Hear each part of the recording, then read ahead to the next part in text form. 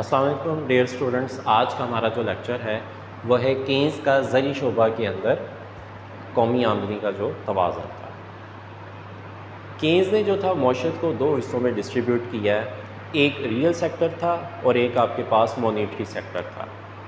Real sector के अंदर आपके शोबा पैदावार आ जाते हैं और मॉनेटरी सेक्टर के अंदर जो है वो आपके पास ज़री शोबा आ जाता है आपके पास।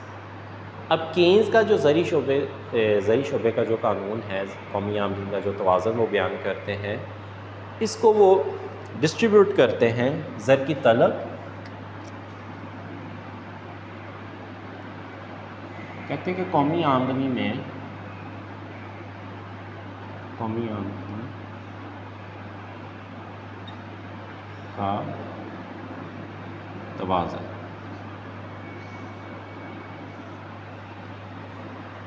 कहते कौमी आमदनी में तवाज़ुन वहाँ पर होता है जहाँ पर ज़र की तलब और ज़र की जो रसद है वो आपस में बराबर होती है। कि कौमी आमदनी का जो तवाज़ुन होगा वहाँ पर होगा जहाँ पर ज़र की तलब और ज़र की जो रसद होगी वो आपस में बराबर होगी। अब ज़र की जो तलब होती है इसको दो हिस्सों में डिस्ट्रीब्यूट किया जाता है, पहला MTD, दूसरा MSD। जबकि जो ज़र की रसद होती है MS, इसको हम कहते हैं M0, ये फिक्स फॉर्म में होती है। तो सबसे पहले जो है वो हम ज़र की तलब को डिस्कस करेंगे जो बेस करती है MTD और MSD के ऊपर बेस करती है। तो MTD क्या है जी? आपके पास रोज़मर्रा मामलात के लिए ज़र की तलब, इसको हम मामलाती ज़र की तलब भी कहते हैं।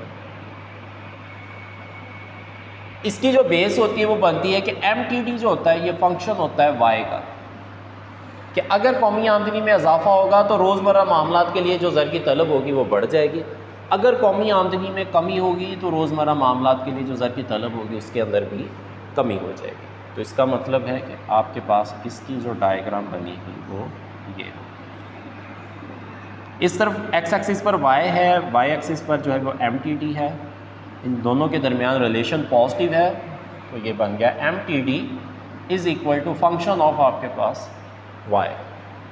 इसे हम कहते हैं रोज़मर्रा मामलात के लिए ज़र की तलब या फिर मामलाती ज़र की तलब होती है। और उसके बाद ज़र की जो तलब है उसको आगे हम सेकंड पॉइंट है उसके आपके पास मनी स्पेकुलेटिव डिमांड होती है, जिसे हम कहते हैं सट्टाबाजी के लिए ज़र की तलब। सट्टाबाजी के लिए ज़र की तलब। सट्टाबाजी के लिए ज़र की जो तलब है MSD is equal to function of I होता है, कि MSD जो है वो बेस कर रही है I के ऊपर, शरह सूद के ऊपर। अगर शरह सूद में इजाफा होगा तो सट्टाबाजी के लिए ज़र की तलब में भी इजाफा हो जाएगा, और अगर शरह सूद में कमी होगी तो सट्टाबाजी के लिए ज़र की तलब में भी कमी हो जाएगी। तो इसका मतलब इन दोनों के दरमियान अगर शरह सूद में इजाफा होगा तो सट्टाबाजी के लिए ज़र की तलब कम होगी, और अगर शरह सूद में कमी होगी तो सट्टाबाजी के लिए ज़र की तलब में इजाफा होगा। तो इन दोनों के दरमियान जो रिलेशन बनता है ये नेगेटिव रिलेशन होता है। इस तरफ आमदनी है, इस तरफ आपके पास MSD है और इस तरफ आपके पास शरह सूद है। अब इन दोनों के दरमियान जो रिलेशन बना है वो नेगेटिव है। MSD is equal to function of आपके पास क्या है I। शरह सूद में इजाफा, सट्टाबाजी में कमी, शरह सूद में कमी, सट्टाबाजी में इजाफा हो जाएगा। लोग क्या करेंगे, अगर मार्केट में रेट ऑफ इंटरेस्ट बढ़ जाता है तो वो मार्केट में कर्जा ज़्यादा दे देंगे। इसका मतलब अपने पास जो रुपया पैसा होगा वो कम रखेगा, और अगर मार्केट में रेट ऑफ इंटरेस्ट कम हो जाएगा तो इसका मतलब वो अपने पास रुपया पैसा ज़्यादा रखेंगे और मार्केट में जो होगा वो कम देंगे। तो इसका मतलब इन दोनों के दरमियान जो रिलेशन बना है वो आपका नेगेटिव बन गया। उसके बाद नेक्स्ट है आपके पास इन दोनों की कंबाइन एक डायग्राम बनती है सम अजम्पशंस के तहत। तो हम कहते हैं कि ज़र की जो तलब होती है, ज़र की तलब मनी डिमांड जो है, इसकी जो स्लोप बनेगी वो आपके पास एक्स एक्सिस वाई एक्सिस है और ये आपके पास ओरिजिन है, ये शरह सूद है, और इस तरफ जो है वो मनी डिमांड है आपके पास, और इनके दरमियान जो रिलेशन होता है वो आपके पास नेगेटिव हो जाता है, ठीक है। और उसके बाद है ज़र की रसद, जिसे हम मनी सप्लाई कहते हैं। एम एस जो होता है वो हमेशा एम नॉट के बराबर होता है, फिक्स फॉर्म में होता है। शरह सूद में चाहे इजाफा हो कमी हो, ज़र की रसद में कोई तब्दीली नहीं होती। आपके एक साल के अंदर या आपके पूरे मुल्क के अंदर जो कुल करेंसी की जो मिकदार है वो ज़र की रसद है, और वो फिक्स फॉर्म में होती है। हाँ, उनकी सर्कुलेशन में इजाफे और कमी की वजह से आप कह सकते हैं उनकी क्वांटिटी तो वही रहती, लेकिन वैल्यू में इजाफा या वैल्यू में कमी हो जाती है आपके पास। तो ये फिक्स फॉर्म में होगा आपके पास। ज़र की जो रसद होगी एक्स एक्सिस है, वाई एक्सिस है, ओरिजिन है। तो यहाँ पर है आपके पास मनी सप्लाई और इस तरफ है आपके पास शरह सूद, और ये कांस्टेंट है, यानी कि शरह सूद में तब्दीली की वजह से ज़र की रसद में तब्दीली नहीं होगी, चाहे शरह सूद में इजाफा हो चाहे शरह सूद में कमी हो जाए आपके पास। तो ये बिल्कुल स्ट्रेट फॉर्म में आपके पास होगी। तो कौमी आमदनी में तवाज़ुन वहाँ पर होता है जहाँ पर ज़र की तलब और ज़र की रसद जो होती है वो आपस में बराबर होती है। अब जिस जगह पर मनी डिमांड और मनी सप्लाई आपस में बराबर होंगे वहाँ पर कौमी आमदनी में तवाज़ुन हो जाएगा। तो एक्स एक्सिस के ऊपर आपके पास मनी डिमांड है और मनी सप्लाई है, और वाई एक्सिस के ऊपर आपके पास जो है वो शरह सूद है।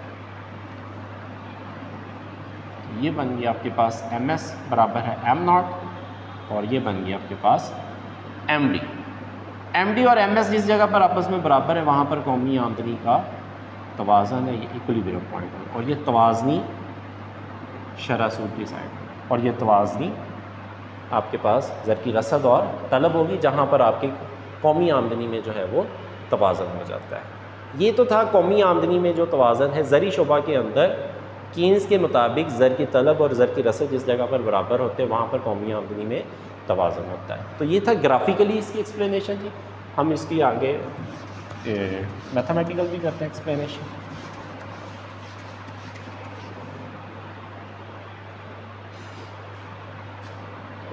एम डी बराबर होता है M T D plus M S D.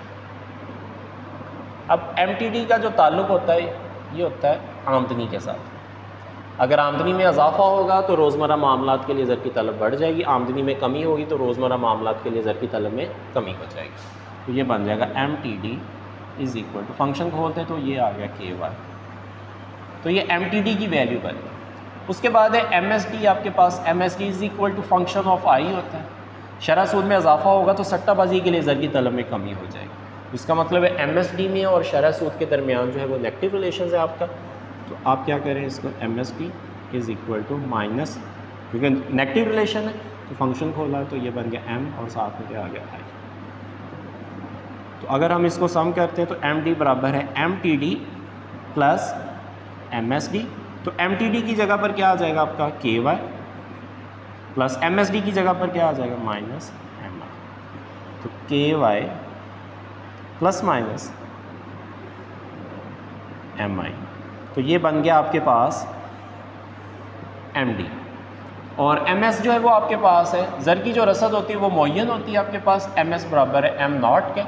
तो हम कहते हैं कि ज़र की मंडी में कौमी आमदनी में तवाज़ुन वहाँ पर होता है जहाँ पर मनी डिमांड्स और मनी सप्लाई आपस में बराबर हो जाते हैं। तो मनी डिमांड है आपके पास के वाई माइनस एम आई, और ज़र की रसद क्या है आपके पास एम नॉट।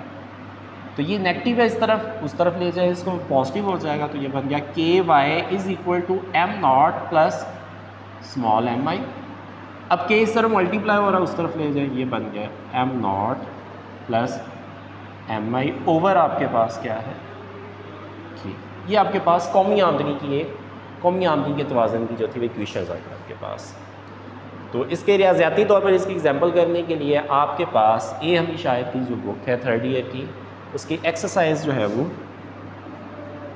8, उसके ज़रिए जो है वो आप इसकी रियाज़ियाती जो है वो प्रैक्टिस कर सकते हैं, जहाँ पर आप देखेंगे कि ज़र की तलब और ज़र की रसद जो है वो आपस में बराबर होते हैं, और जिस जगह पर बराबर होते हैं वहाँ पर एक तवाज़नी शरह सूद डिसाइड होती है और तवाज़नी ही आमदनी डिसाइड होती है। तो बच्चों अपना ख्याल रखिएगा बहुत सारा। अल्लाह हाफिज़।